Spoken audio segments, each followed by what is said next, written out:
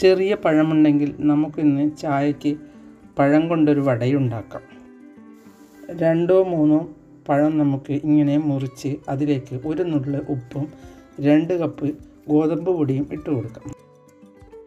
ആ ഗോതമ്പ് പൊടിയിലേക്ക് 1 teaspoon milk made ഒഴിച്ചു കൊടുക്കാം.